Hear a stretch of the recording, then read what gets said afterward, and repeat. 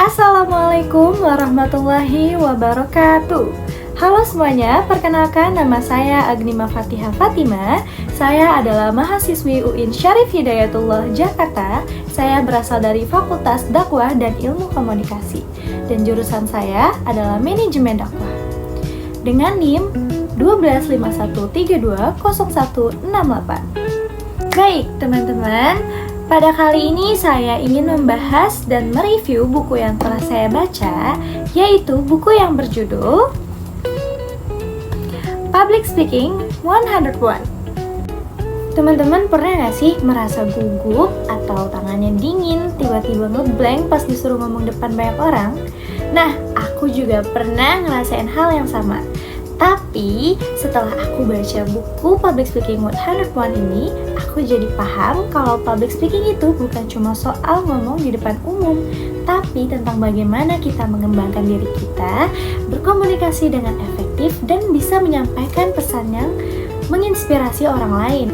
Buku ini ditulis oleh banyak para ahli seperti Erwin Parengkuan, Elizabeth Santosa, Ajeng Raffiando, dan lainnya. Mereka membagi isi buku ini menjadi 3 pilar utama atau 3 bagian. Dan dari ketiganya ini kita bisa belajar langkah demi langkah untuk menjadi pembicara yang percaya diri dan berpengaruh. Bagian 1 atau pilar 1 yaitu Personal Development, pengembangan diri, yang dimana bagian ini menjelaskan bahwasannya kemampuan public speaking itu dimulai dari menguasai diri sendiri sebelum bisa berbicara dengan percaya diri di depan banyak orang atau di depan orang lain. Seseorang juga harus memiliki dasar mental yang kuat, yaitu belief system dan growth mindset dan self-esteem. Ketiganya ini memiliki makna.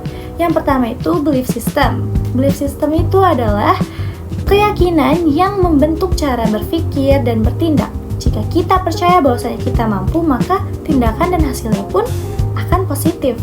Kalau growth mindset ini, pola pikir bertumbuh. Sikap mental yang percaya bahwasanya kemampuan bisa dikembangkan melalui usaha dan belajar, bukan hal yang tetap. Jadi kegagalan dilihat sebagai kesempatan untuk berkembang. Self-esteem, harga diri, kepercayaan diri.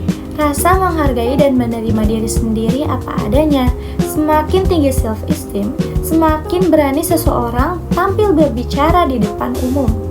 Nah, kesimpulannya, inti dari pilar ini atau bagian ini adalah public speaking dimulai dari dalam diri. Ubah cara berpikir, bangun kepercayaan diri, dan kenali siapa dirimu. Nah, sekarang pilar kedua atau bagian 2 yaitu Communication Fundamentals. Nah, setelah kita siap secara mental, barulah kita masuk ke pilar kedua yaitu dasar-dasar komunikasi. Bagian ini menjelaskan bagaimana cara menyusun dan menyampaikan pesan agar bisa dimengerti dan menarik perhatian audiens. Nah, pertama-tama kita harus tahu blueprint atau rancangan presentasi yang jelas, mulai dari pembukaan, isi, sampai penutup.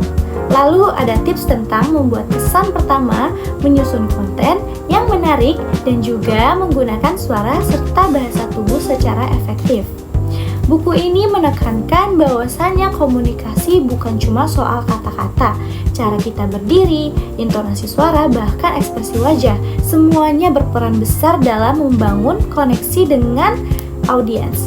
Jadi public speaking yang baik itu seperti seni, bagaimana menyatukan isi, gaya, dan kepribadian menjadi satu pesan yang hidup. Kesimpulan dari pilar ini adalah public speaking bukan sekedar berbicara, tapi bagaimana membuat pesan kita benar-benar sampai dan dipahami dengan orang lain. Nah, pilar yang ketiga ini atau bagian 3 yaitu Advancing in Public Speaking. Pilar ketiga ini adalah level lanjutan tentang bagaimana menjadi pembicara yang bisa menggerakkan dan menginspirasi orang lain.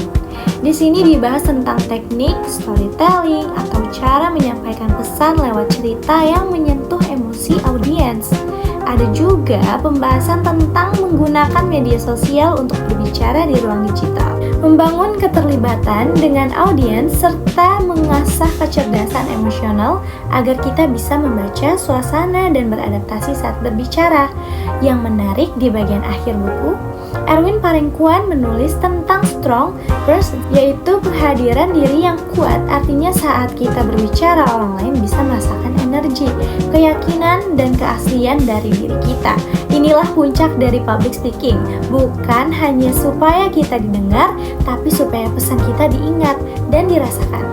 Kesimpulannya, pembicara yang hebat bukan yang paling banyak bicara, tapi yang mampu menyentuh hati dan memberi makna lewat setiap kata.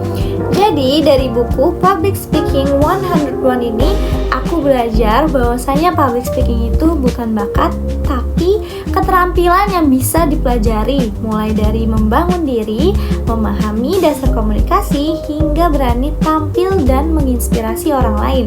Kalau kamu ingin menjadi pembicara yang percaya diri, berani, dan berpengaruh, buku ini benar-benar wajib kamu baca, karena pada akhirnya public speaking itu bukan soal bagaimana kamu bicara, tapi tentang apa yang kamu sampaikan dan bagaimana kamu membuat orang lain merasakannya. Teman-teman, buku ini aku beli di Gramedia. Buat kalian yang mau samaan juga atau mau baca buku ini supaya bisa public speaking lebih lancar lagi, kalian bisa banget beli di Gramedia terdekat. Oke, baik. Sekian dari aku, kurang lebihnya mohon maaf apabila ada kesalahan kata. Wassalamualaikum warahmatullahi wabarakatuh. Terima kasih teman-teman yang udah mau nonton sampai habis dan like postingan ini. Aku berterima kasih banget. Dadah!